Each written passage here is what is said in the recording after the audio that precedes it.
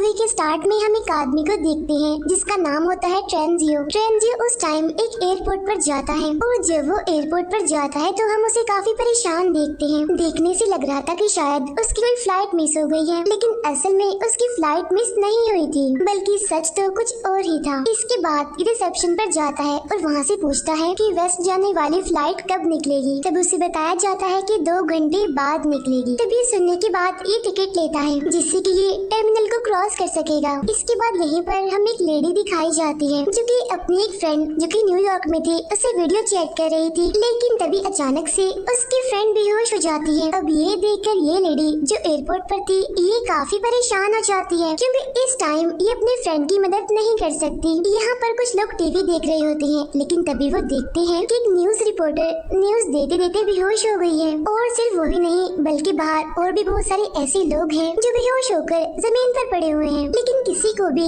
इसकी वजह नहीं पता। अब जो लोग ये न्यूज देख रहे थे उन्हें लग रहा था कि ये जरूर कोई ना कोई जोक है, क्योंकि इस तरह एकदम से लोग बेहोश कैसे हो सकते हैं। लेकिन ट्रेंजियो जानता है कि ये कोई जोक नहीं है, बल्कि ये एक सीरियस सिचुएशन है। यहाँ पर ट्रेंजियो कहता है कि ये अब उसका टाइम है, अब उसे एक्शन लेना चाहिए। इसीलिए वो फौरन से टर्मिनल की तरफ जाता है और वहाँ पर जैसे ही गार्ड डिस्ट्रैक्ट होता है तो ये फौरन से उसकी गन छीन लेता है और सब लोगों से कहता है कि कोई भी मेरे रास्ते में ना आए। इसके बाद ये फौरन से प्लेन की तरफ जाता है और वो फ्लाइट मॉस्को की तरफ जा रही थी और कुछ ही देर में इस फ्लाइट ने उड़ना था। ये प्लेन में मौजूद सभी लोगों को गन पॉइंट पर लेता है और प्लेन को फौरन से उड़ाने के लिए कहता है, लेकिन जो असली पायलट था वो अभी तक प्लेन में नहीं आया था। लेकिन जो को पायलट होता है वो इस टेररिस्ट की हेल्प नहीं करना चाहता, इसीलिए ये दोनों एक दूसरे से लड़ रहे होते हैं, जिसकी वजह से एक गोली उस पायलट को लग जाती है, इसीलिए वो जख्मी हो जाता है। ये गोली उस पायलट के हाथ में लगी थी। अब इस सारे सिचुएशन की वजह से वो सारे पैसेंजर्स काफी परेशान थे और फ्लाइट अटेंडेंट इन सबको हौसला दे रही थी कि सब ठीक हो जाएगा, कुछ भी नहीं होगा।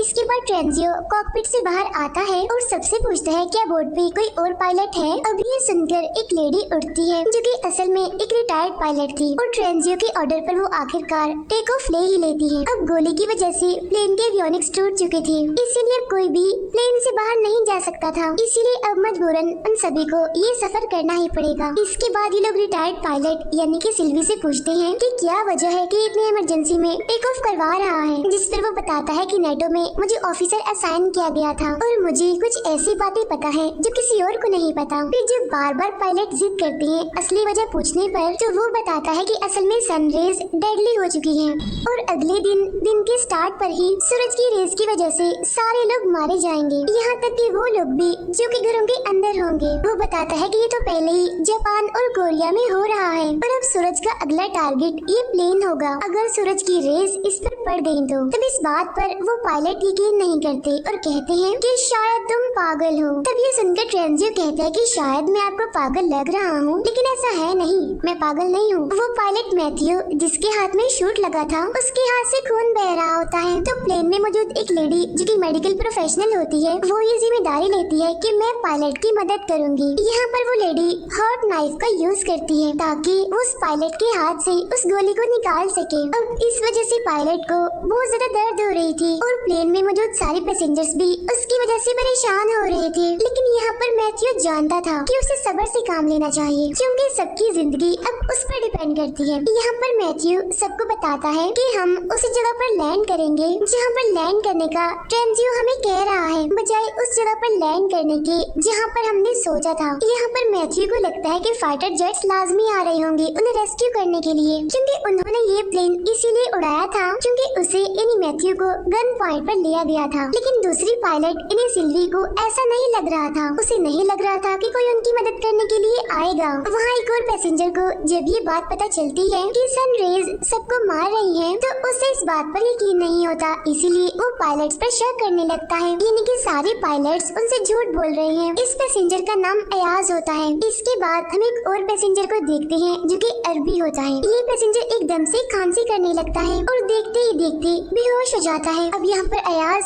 ऐसे प्रिटेंड करता है कि जैसे वो इसकी हेल्प कर रहा है और इसी सब के बीच वो ट्रेंजियो से उसकी गन छीन लेता है। इसके बाद ट्रेंजियो को वॉशरूम में बंद कर दिया जाता है और बाकी सभी पायलट से पूछा जाता है कि आखिर सच क्या है। तब पायलट सबको बताता है कि हम लोग वेस्ट में लैंड करने वाले हैं। वो बताता है कि हमारा प्लेन आइसलैंड में लैंड करेगा क्योंकि ट्रेंजियो चाहता है कि हम वेस्ट में जाएं। तो वहाँ पहुँचने पर पुलिस टेररिस्ट को अरेस्ट कर लेगी और बाकी सब लोगों को आजाद कर दिया जाएगा। वो इन लोगों को सूरज के बारे में भी बताता है। वो बताता है कि ट्रेंजियो को लगता है कि सूरज की रेज लोगों को मार रही हैं। तब इस पर बाकी पैसेंजर्स को भी याद आता है कि उन्होंने भी काफी अजीब चीजें देखी हैं, इसलिए वो सभी लोग अपनी अपनी फैमिलीज के लिए परेशान होते हैं। तब इस पर पायलट मैथ्यू उन सबसे कहता है परेशान होने की जरूरत नहीं है, मैं एज अ कैप्टन आप सबकी जिम्मेदारी लेता हूँ और मैं आप सभी को बचा लूंगा। इसके बाद हम देखते हैं कि ये प्लेन वेस्ट में पहुँच जाता है और ये प्लेन आइसलैंड में लैंड करने ही वाला होता है। लेकिन तभी वो पायलट देखता है कि यहाँ पर तो पहले ही बहुत सारे प्लेन्स हैं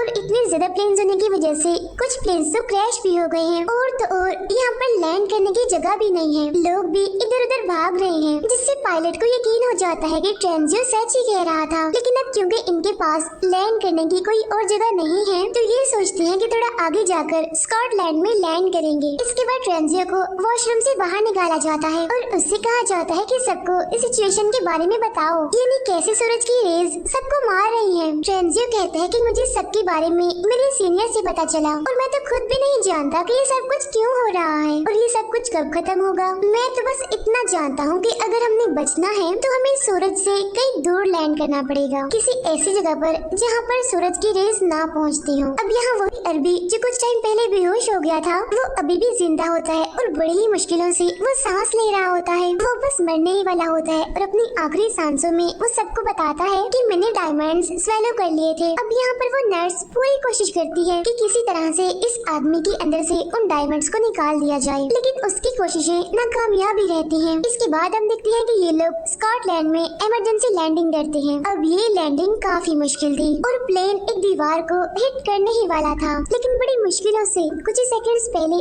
आखिरकार ये प्लेन को रोक ही लेते हैं। अब जैसे ये सारे लोग लैंड करते हैं तो इनके पास बहुत सारे मैसेजेस और बहुत सारे नोटिफिकेशंस आते हैं इनकी फैमिलीज की तरफ से। इंटरनेट पर भी हर तरफ न्यूज चल रही थी जिसमें बताया जाता है कि आधी दुनिया के लोग तो मर चुके हैं सूरज की रेस की वजह से और आधे अभी बचे हुए हैं। ये एयरपोर्ट खाली था क्योंकि लोग यहाँ से भाग चुके थे। अब ये लोग डार्क प्लेस को ढूंढ रहे थे कि कहीं पर भी इन्हें डार्क प्लेस मिले और ये वहाँ पर छुप जाए। जबकि न्यूज में बताया जा रहा था कि अगर सूरज निकलता है तो तब अगर कोई इंसान बंकर में जाकर भी छुप जाए तो वो भी मर जाएगा। अब यहाँ पर इन सभी पैसेंजर्स को भी वेस्ट की तरफ ही फ्लाई करना था, इसलिए ये सारे अपना जरूरी सामान और सप्लाईज को इकट्ठा करना शुरू करते हैं। इनमें से एक आदमी जो कि अपनी वाइफ के पास वापस जाना चाहता था उन सबसे लड़ रहा होता है कि मुझे वेस्ट की तरफ नहीं जाना, इसलिए यहाँ पर उसे अलाउ किया जाता है कि वो वापस जा सकता है। अब इनका अगला स्टॉप था कनाडा और वहाँ जाकर ये अपने प्लेन का फ्यूल दोबारा से भरेंगे और अपने रेडियो को फिक्स करेंगे। कुछ ही टाइम के बाद इंटरनेट ठीक हो जाता है जिससे सभी लोगों को उनके मैसेजेस मिलने लगते हैं और ये मैसेजेस उन सबके प्यारों के आखिरी मैसेजेस थे क्योंकि अब उन सबकी मौत हो चुकी है। तभी एक आदमी सब लोगों को बताता है सूरज की वजह से लोगों की मौत इसीलिए हो रही है क्योंकि इसकी वजह पोलैरिटी है। अब इनमें एक आदमी था जो कि क्लाइमेट एक्सपर्ट था, वो ये जानता था कि सन पोलैरिटी क्या होती है। वो बताता है कि हर 11 साल के बाद सूरज का मैग्नेटिक फील्ड रिवर्स हो जाता है, लेकिन इस बार सूरज की रिवर्स होने की डेंसिटी थोड़ी कमजोर देखी गई। उसका कहना था कि जमीन में हर उस जगह पर गैमा रेज का ब्लास्ट किया गया है जहाँ तक सूरज की रोशनी आती है और इन्हें गैमा रेज की वजह से ही लोग मर रहे हैं। अब इस थियरी को प्रूव करने के लिए भी इनके पास कोई रास्ता नहीं था, लेकिन तभी हम देखते हैं कि अयाज को एक नई रिपोर्ट मिलती है जिसमें बताया गया कि RAF के सर्विसमैन जो कि इन्होंने पिक किए हैं और इस टाइम इनके प्लेन में हैं, वो असल में टेररिस्ट हैं जो कि अफगानिस्तान से आए हैं। इन्हें अरेस्ट कर लिया गया था और इन्हें इनकी कंट्री में वापस लेकर जाया जा रहा था। बाहर हम देखते हैं कि उनमें से एक टेररिस्ट एक बूढ़े आदमी से लड़ रहा होता है और बाद में उसे धक्का देता है जिसकी वजह से उस बूढ़े आदमी की मौत हो जाती है। अब ये बात जब पायलट को पता चलती है तो मेन पायलट ये डिसाइड करता है कि वो उन टेररिस्ट को कनाडा में छोड़कर अपनी फर्दर एक दूसरी फ्लाइट लेंगे। इसके बाद ये लोग लैंड करते हैं और अब सूरज निकलने में सिर्फ 2 घंटे रह गए थे। यहाँ पर उन टेररिस्ट को कहा जाता है कि आप रेडियो को रिपेयर करने के लिए यहाँ आसपास कोई शॉप देखें। तब इस बात पर वो 2 पैसेंजर्स को अपने साथ ले जाने के लिए कहते हैं। वो कहते हैं अच्छा ठीक है, हम शॉप ढूंढने के लिए जाएंगे, लेकिन साथ में जेकब और गैब्रियल को लेकर जाएंगे। अब यहाँ पर जेकब को तो सारे प्लान का पता था, लेकिन गैब्रियल को इस बारे में नहीं पता था। फिर जब जेकब और गैब्रियल टेररिस्ट के साथ जाते हैं तो जेकब उन टेररिस्ट को रूम में लॉक करता है और गैब्रियल को अपने साथ लेकर भागना चाहता है। लेकिन गैब्रियल, जिसे प्लान का नहीं पता था, वो उनको छोड़कर जाना नहीं चाहती थी। जेकब फौरन से प्लेन की तरफ भागता है क्योंकि उसके पास इतना टाइम नहीं था कि वो यहाँ पर खड़े होकर गैब्रियल को उसके साथ जाने के लिए मनाता। इसीलिए वो फौरन से ही प्लेन की तरफ जाता है, जबकि टेररिस्ट उसका पीछे कर रहे थे।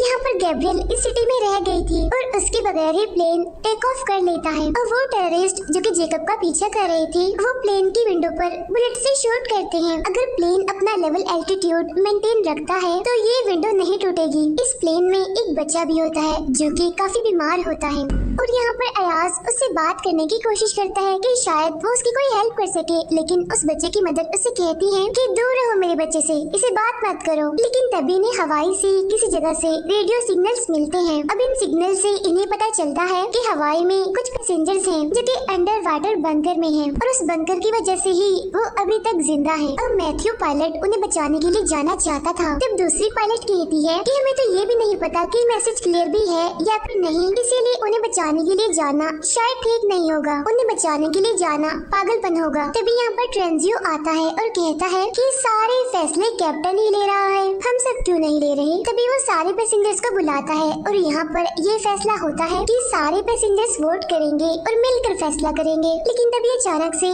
प्लेन में अलार्म बजने लगते हैं जो कि ये बता रहा था कि शायद प्लेन में कोई माल फंक्शन है, तो इसीलिए ये प्रॉब्लम को चेक करते हैं और मैथ्यू को ये बात पता चलती है कि वो टेररिस्ट जिन्हें कि ये पीछे छोड़कर आ रहे थे वो तो असल में इन्हें फॉलो कर रहे थे और उनमें से एक टेररिस्ट ने खुद को लैंडिंग गियर से अटैच कर लिया है और अगर वो वहीं रहा तो ये लोग सेफली लैंड नहीं कर पाएंगे। इसीलिए मैथ्यू डिसाइड करता है कि वो स्पीड के साथ चलेगा, जिससे कि ऑक्सीजन भी कम हो जाएगी और हाई स्पीड की वजह से वो खुद ही गिर जाएगा। लेकिन यहाँ पर वो ये बात याद नहीं रखता कि इनके प्लेन की विंडो भी टूट चुकी है और जैसे प्लेन स्पीड से चलता है तो प्रेशर की वजह से वो विंडो टूट जाती है। प्लेन में हवा तेजी से आ रही थी और चीजें उड़ रही थी। पैसेंजर्स के लिए वहाँ पर स्टे करना मुश्किल हो रहा था। तब यहाँ पर मैथ्यू जल्दी से प्लेन की स्पीड को कम करता है और उसे लोअर एल्टीट्यूड पे लाता है। फिर हम जेकब को देखते हैं जो कि एक लकड़ी का बोर्ड विंडो के सामने रख देता है ताकि हवा इतनी स्पीड से अंदर ना आ सके। अब यहाँ पर जो बच्चा बीमार था उसके लिए सांस लेना मुश्किल था क्योंकि उसे सांस की प्रॉब्लम थी। तब यहाँ पर अयाज को एक प्लान आता है और वो उस बच्चे के लिए एक ऑक्सीजन पाइप का यूज करता है। तब ये देखकर उस बच्चे की मदर को काफी शर्मिंदगी होती है क्योंकि उसने पहले अयाज को अपने बच्चे से दूर रहने के लिए कहा था,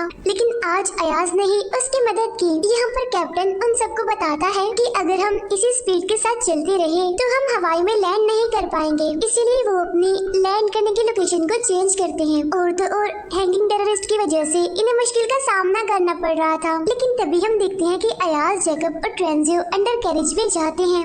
ये प्लेन के फ्लोर पर ही होल बनाते हैं ताकि उस टेररिस्ट को देख सके। ट्रेंजियो अपनी गन का यूज करता है लेकिन ये क्रिमिनल गन को छीन लेता है। वो ट्रेंजियो को मारने ही वाला होता है कि तभी अयाज आकर ट्रेंजियो की जान बचा लेता है और उस टेररिस्ट को शूट कर देता है। अब कुछ देर के लिए अयाज इन सबका हीरो बन चुका था, लेकिन तभी इन्हें यहाँ पर एक और सच पता चलता है और वो ये कि वो अरबी पैसेंजर जो पहले इनके प्लेन में था, यानी जिसने डायमंड्स खा लिए थे, वो असल में अयाज की वजह से ही मरा था क्योंकि इन पैसेंजर्स ने उस अरबी पैसेंजर की बॉडी को कनाडा में ही दफन कर दिया था। लेकिन तभी उन्हें ऐसा करता एक लड़का देख लेता है और वो भी एक पैसेंजर होता है इसी प्लेन का। उस लड़के पैसेंजर ने देखा कि अयाज उस अरबी पैसेंजर की बॉडी को काट कर उसमें से कुछ निकाल रहा है। तब यहाँ पर अयाज बताता है कि असल में मैं डायमंड्स को स्मगल करता हूँ और जो डायमंड्स मैंने स्मगल किए थे वो उस अरबी पैसेंजर की बॉडी में थे। लेकिन अब क्योंकि उस अरब पैसेंजर ने इंस्ट्रक्शंस को ठीक से फॉलो नहीं किया था, इसी वजह से उसकी मौत हो गई और तब मजबूरन मुझे उसकी बॉडी से उन डायमंड्स को निकालना ही पड़ा। अब ये सुनकर सारे पैसेंजर्स को अयाज पर काफी गुस्सा आता है और कुछ पैसेंजर्स तो कह रहे थे कि इसको भी टेररिस्ट की तरह प्लेन से बाहर निकाल दिया जाए, लेकिन ज्यादा पैसेंजर्स तो अयाज के हक में ही थे। अब क्योंकि ज्यादा वोट यही थे कि इसे प्लेन में ही रहने दिया जाए, इसीलिए उसे सिर्फ हैंडकफ्स कर दिया जाता है। इसके बाद ये लोग एक जगह पर लैंड करते हैं और वहाँ से ये प्लेन में फ्यूल डालते हैं। अब यहाँ पर हम देखते हैं कि इनके पास जो क्लाइमेट एक्सपर्ट है वो एक बड़ी अजीब बात कहता है कि वो फ्रूट्स जो वो कनाडा से लेकर आए हैं उनका कोई टेस्ट नहीं है, यानी उनका कोई जायका नहीं है। उसका कहना था कि गैमा रेज इतनी स्ट्रॉन्ग है कि उनकी वजह से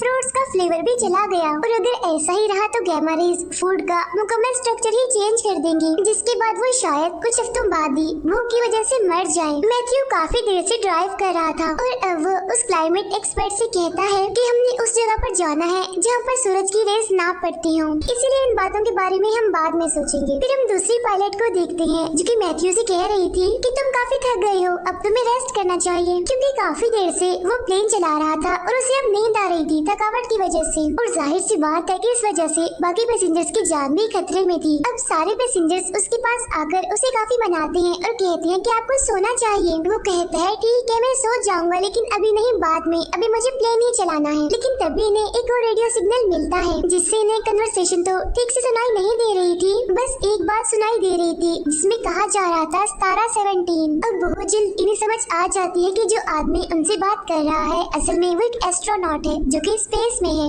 अब ये लोग काफी हैरान थे इस वजह से कि वो जिंदा है और लग रहा था कि शायद वो जमीन पर मौजूद कंट्रोल रूम से बात कर रहा है। अब ये लोग डिसाइड करते हैं कि ये लोग नेटो के हेडक्वार्टर तक जाएंगे, यानी जहाँ से ये सब कुछ शुरू हुआ। वहाँ मैथ्यू जो कि वॉशरूम में गया था, ये सब लोग आकर देखते हैं कि वो तो बेहोश पड़ा हुआ है वहाँ पर। असल में उसके हाथ पर जो गोली लगी थी उसकी इंजरी पहले से ज्यादा सीरियस हो गई थी, जिसकी वजह से पॉइजन उसकी पूरी बॉडी में ही फैल रहा है। तब इन पैसेंजर्स में से जो नर्स होती है वो कहती है कि अगर हम लोग किसी तरह हॉस्पिटल पहुँच जाए तो मैं इसका ऑपरेशन कर दूंगी। अब दूसरी पायलट जिसका नाम सिल्वी है वो काफी परेशान होती है ये सोचकर कि मैथ्यू के बगैर मैं प्लेन अकेली कैसे चलाऊंगी। तब सारे पैसेंजर्स उसे इंसिस्ट करते हैं कि तुम्हें ट्राई करना होगा, अगर तुम्हें इसका एक्सपीरियंस नहीं है तो फिर भी तुम्हें ये प्लेन चलाना है, क्योंकि अब तुम भी हमारी एक आखिरी उम्मीद हो।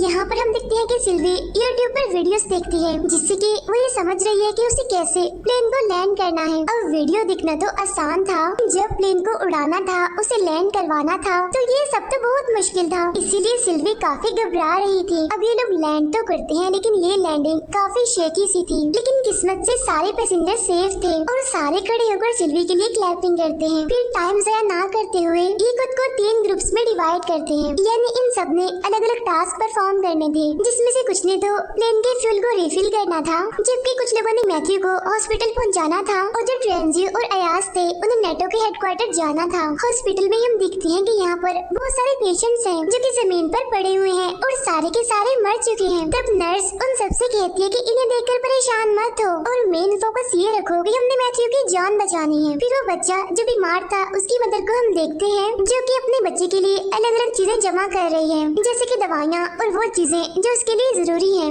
उधर हम देखते हैं नेटो के हेडक्वार्टर को जहाँ ट्रेंजियो सबको कंट्रोल रूम में लेकर जाता है। अब इनके पास इतना टाइम नहीं था कि ये सारी फाइल्स को चेक करते, इसीलिए ये सर्वेलेंस वीडियो को देखने का डिसाइड करते हैं कि शायद इन्हें उन वीडियोस में कुछ मिल जाए। तब इनमें से एक मेंबर थोड़ा दूर होता है तो हम देखते हैं कि ट्रेंजियो की अयाज के साथ फाइट हो जाती है। यहाँ पर ट्रेंजियो एक्सीडेंटली अयाज को हिट करता है जिससे कि अयाज बेहोश हो जाता है और उसकी बॉडी से बहुत सारा खून निकलने लगता है। वहाँ इनका एक दूसरा मेंबर जो कि एक रिकॉर्डिंग लेने में कामयाब हो जाता है। असल में इस रिकॉर्डिंग में कुछ ऑफिशियल्स बातें कर रहे थे। ये बातें एक डैम के नीचे बने बंकर के बारे में थी और उसी जगह का नाम था तारा 17, यानी सेम वही जगह जिसके बारे में इन्होंने रेडियो में भी सुना था। अब जिस लड़के ने ये रिकॉर्डिंग ली होती है उसका नाम रिक होता है। अब इन्हें जाकर ये बात अपने बाकी मेंबर्स को बतानी थी, लेकिन तभी हम देखते हैं कि ट्रेंजियो आकर रिक को बताता है कि मैंने अयाज को मार दिया है। तब रिक आकर देखता है कि उसकी पूरी बॉडी खून में लथपथ है।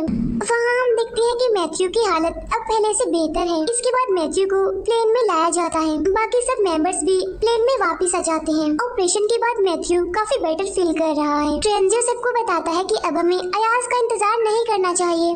क्योंकि अब वो वापस नहीं आएगा। सभी लोग परेशान थे कि आखिर क्यों अयाज वापस नहीं आएगा। और जब मैथ्यू इंजन स्टार्ट करता है तो ये सारे लोग देखते हैं कि अयाज इनके प्लेन के बिल्कुल सामने था। अब अयाज को प्लेन में ले लिया जाता है और ट्रेंजियो के हाथ बांध दिए जाते हैं। यहाँ पर सिल्वी उन सबको बताती है कि अगर हमारे बल्गेरिया के प्लान ने काम ना किया, यानी डैम में मौजूद उस बंकर में जाने का, तो हमारे पास इतना फ्यूल नहीं होगा कि हम फर्दर किसी और जगह पर जा सकें। और जैसे ये लोग लैंड करेंगे, इनके पास सिर्फ 20 मिनट होंगे जिसमें कि ये भागकर बंकर की तरफ जाएं। यहाँ अयाज की तबीयत खराब होने लगती है क्योंकि उसका बहुत सारा खून बह चुका था। यहाँ पर सारे लोग अयाज से पूछते हैं कि ट्रेंजियो ने तुम्हारे साथ ऐसा किया, इसके बाद तुम उसे क्या सजा देना चाहते हो। तब ये सुनकर अयाज कहता है कि मैं नहीं चाहता कि वो मरे, बल्कि मैं चाहता हूँ कि वो हमारे साथ उस बंकर के पास जाए। अब क्योंकि बंकर काफी दूर था, तो इसीलिए जैसे प्लेन लैंड होता है तो ये सारे लोग गाड़ियों पर बैठकर बंकर की तरफ जाने लगते हैं। इन सारे पैसेंजर्स को दो ग्रुप में डिवाइड किया गया था,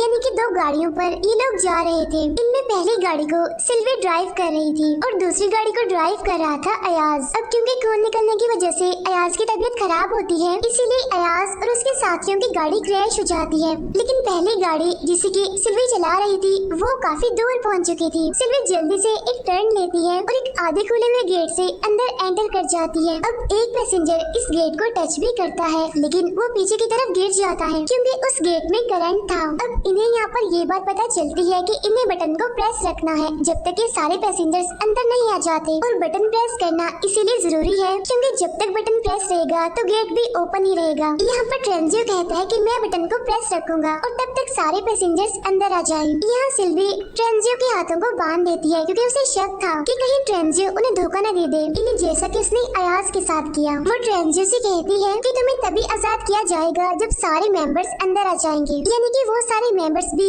जो कि अयाज के साथ उसकी गाड़ी में थे। ट्रेंजियो के हाथों को बांधकर सिल्वी और बाकी सारे मेंबर्स अंदर चले जाते हैं। उधर अयाज अपने सारे मेंबर्स को लेकर लेफ्ट टर्न लेता है, यानी वो एक डिफरेंट टर्न लेता है और वो एक डिफरेंट गेट से डैम के बंकर में एंटर करता है। अब क्योंकि ये लोग किसी और गेट से आए थे, इसीलिए ट्रेंजियो वहाँ पर अकेला रह गया था, जबकि वहाँ पर सारे मेंबर्स अब बंकर के अंदर पहुँच चुके थे। अब इन सभी लोगों को फाइनली मिलिट्री के लोग वेलकम करते हैं और वो इन्हें बताते हैं कि आप सब अब बिल्कुल सेफ हैं। लेकिन ट्रेंजियो तो बाहर ही रह गया था। वो यहाँ पर अपने गॉड से अपनी की गई गलतियों की माफी मांगता है और सूरज को फेस करने के लिए तैयार होता है। अब प्लेन के सारे पैसेंजर्स तो बच जाते हैं, लेकिन सूरज की रेस की वजह से ट्रेंजियो मारा जाता है। और इसी के साथ ही ये मूवी यहीं पर एंड हो जाती है। Thank you for watching.